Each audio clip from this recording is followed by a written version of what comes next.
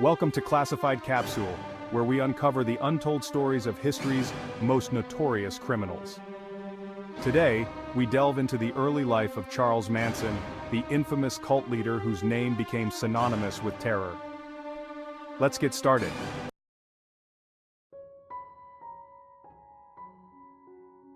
Charles Mills Manson was born on November 12, 1934 in Cincinnati, Ohio, to 16-year-old Kathleen Maddox.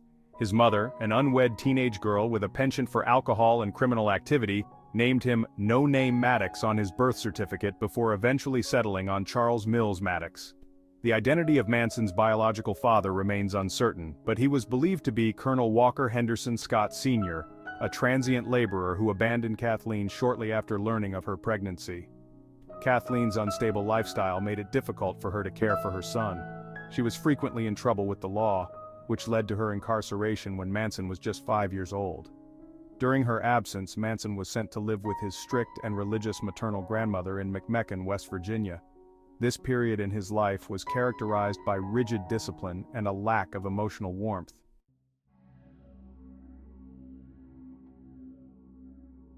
Kathleen's release from prison did little to improve the stability of Manson's life. She resumed her reckless lifestyle, often leaving young Charles in the care of various relatives or alone to fend for himself. At the age of 9, Manson set his school on fire, an early indication of the violent tendencies that would later define him. His delinquent behavior led to his placement in the Jabot School for Boys in Terre Haute, Indiana, a reform school for juvenile delinquents. The Jabot School was a harsh environment, and Manson endured physical and emotional abuse at the hands of both staff and other boys. He ran away from the school multiple times only to be caught and returned. His experiences at Jabot deepened his mistrust of authority and reinforced his belief in using manipulation and violence to achieve his goals.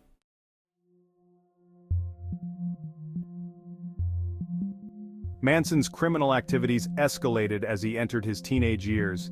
He was involved in various petty crimes, including theft, burglary, and car theft. His repeated offenses led to his incarceration in several juvenile detention centers, where he continued to experience abuse and neglect. In 1951, at the age of 17, Manson was sent to the National Training School for Boys in Washington, D.C., where he was evaluated by psychiatrists. The evaluations revealed a deeply troubled young man with a high IQ but severe emotional disturbances. Manson's lack of a stable family life, coupled with his experiences of abuse and neglect, had left him with a profound sense of alienation and anger. Despite attempts at rehabilitation, Manson's behavior showed no signs of improvement. He continued to commit crimes and manipulate those around him to get what he wanted.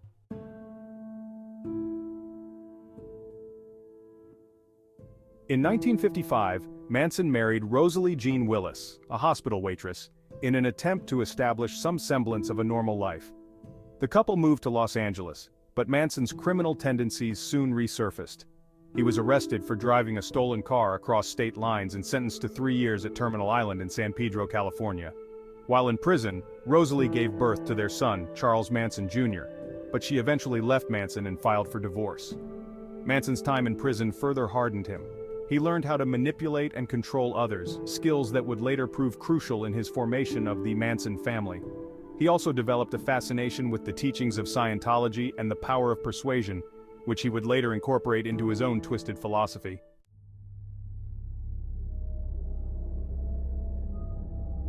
After his release from prison in 1967, Manson moved to San Francisco during the height of the countercultural movement.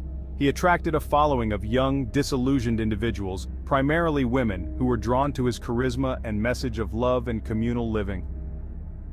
Manson preached a distorted version of the Beatles' philosophy, blending it with his own apocalyptic visions and racist beliefs.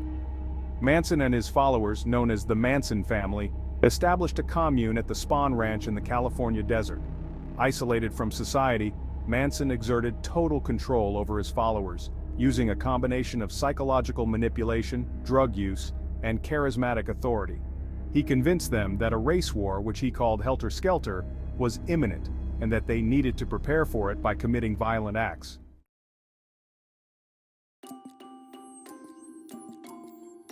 The culmination of Manson's influence came in August 1969, when he directed his followers to carry out a series of brutal murders. On the nights of August 8th and 9th, members of the Manson family murdered 7 people, including actress Sharon Tate, who was 8 months pregnant.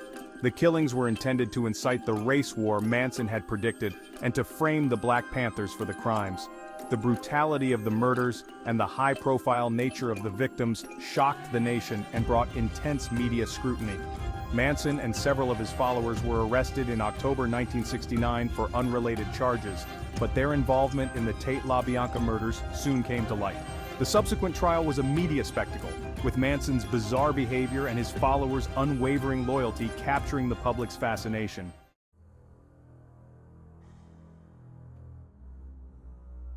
The Tate murders. On the night of August 8, 1969, Manson instructed 4 of his followers, Charles Tex Watson, Susan Atkins, Patricia Krenwinkel, and Linda Kasabian, to carry out a brutal murder at the residence of film director Roman Polanski.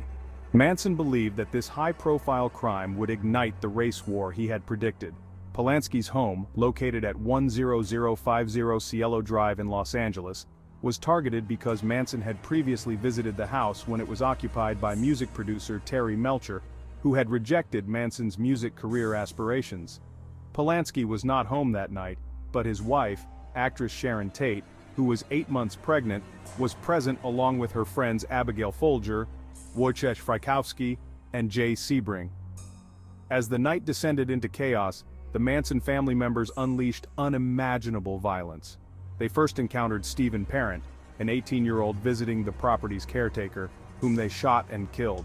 Inside the house, the brutality continued. Sharon Tate pleaded for her life and that of her unborn child, but the killers showed no mercy.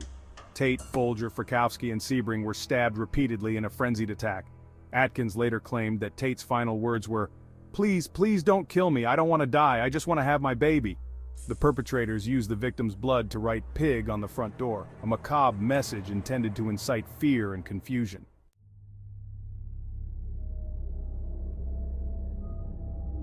The LaBianca murders. The following night, August 9, 1969, Manson, dissatisfied with the previous night's outcome, accompanied his followers on another murderous mission. This time, the target was the home of Leno and Rosemary LaBianca, a wealthy couple living in Los Feliz, Los Angeles. Manson personally selected the victims and tied them up before leaving the house, instructing his followers to carry out the murders. Tex Watson, Patricia Krenwinkel, and Leslie Van Houten brutally attacked the LaBiancas, stabbing them multiple times. Leno LaBianca was carved with the word "war" on his stomach, and the killers left messages such as "death to pigs" and "rise" scrawled in the victim's blood on the walls and refrigerator. These messages were intended to further Manson's agenda of inciting racial violence and chaos.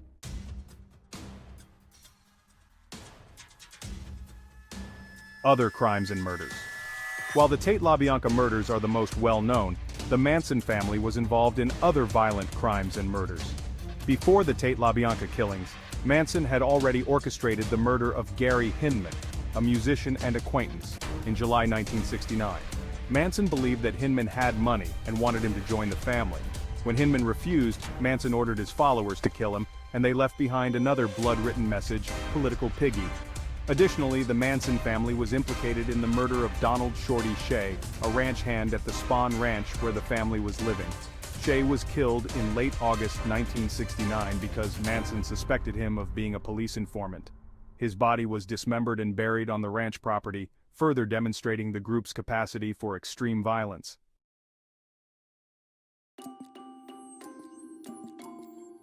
The beginning of Manson's downfall can be traced to the heinous crimes committed by his followers in the summer of 1969. The Tate LaBianca murders, which claimed the lives of 7 people, including actress Sharon Tate, were carried out under Manson's orders. These brutal killings, intended to incite a race war Manson called Helter-Skelter, sent shockwaves through Los Angeles and the nation.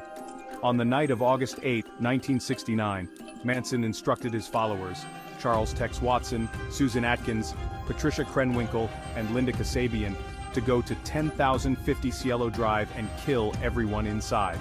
The following night, he ordered another attack, resulting in the murders of Leno and Rosemary LaBianca. The savage nature of these crimes, coupled with the eerie messages left in blood, caught the immediate attention of law enforcement and the media.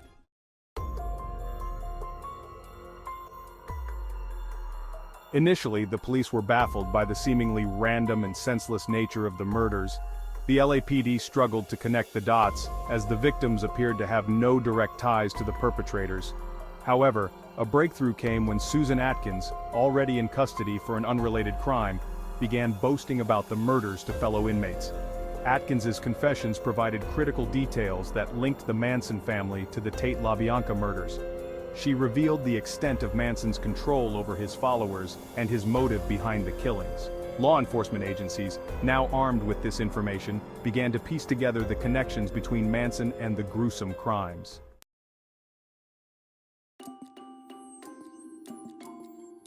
In December 1969, the police arrested Charles Manson and several of his followers at the Spahn Ranch, a dilapidated movie set where the family had been living. The arrest was the result of a coordinated effort by the LAPD, the Los Angeles County Sheriff's Department, and the FBI. The authorities conducted a raid, taking Manson and his followers into custody on charges related to car theft and other minor offenses, but soon upgraded to murder charges.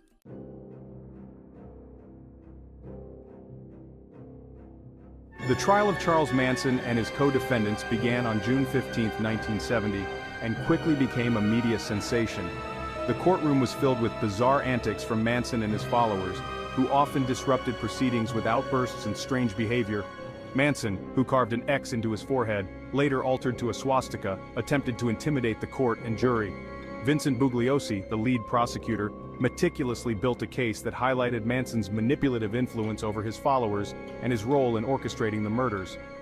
Bugliosi argued that Manson's apocalyptic visions and desire for fame drove him to incite the brutal killings. Linda Kasabian, who had acted as a lookout during the Tate murders, turned state's witness and provided crucial testimony against Manson and the others. Her detailed accounts of the events, combined with physical evidence and testimonies from other witnesses, painted a damning picture of Manson's culpability.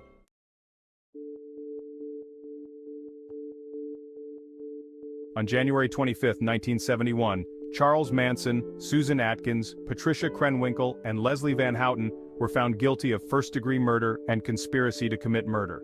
Tex Watson, who had been tried separately, was also convicted. Initially, all were sentenced to death. However, in 1972, the California Supreme Court invalidated the state's death penalty statutes, commuting their sentences to life imprisonment.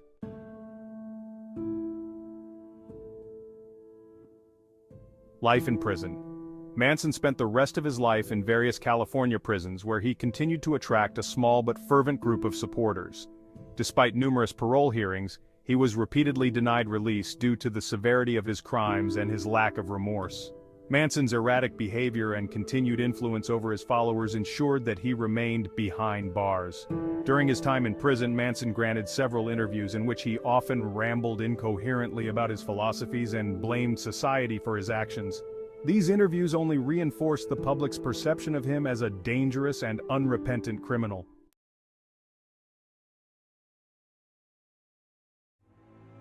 The end of the Manson era.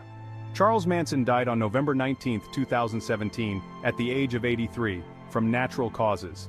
His death marked the end of an era that had left an indelible scar on American society. The Manson family murders had not only shocked the nation but also symbolized the dark side of the 1960s counterculture. The legacy of Charles Manson is a chilling reminder of the power of manipulation and the devastating consequences of charismatic leadership gone awry. The horrific crimes he orchestrated continue to serve as a cautionary tale about the dangers of blind obedience and the capacity for evil within human nature.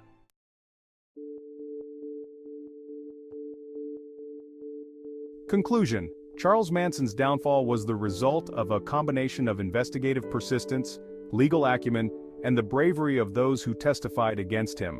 His conviction and the subsequent life sentences of his followers brought a measure of justice to the victims and their families. Manson's life and crimes remain a subject of fascination and horror, a grim chapter in the history of American crime.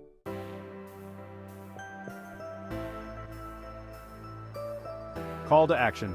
Thank you for watching this episode of Classified Capsule. If you enjoyed the video, please give it a thumbs up and subscribe to our channel for more deep dives into history's dark past. Don't forget to hit the bell icon to stay updated on our latest content. See you next time.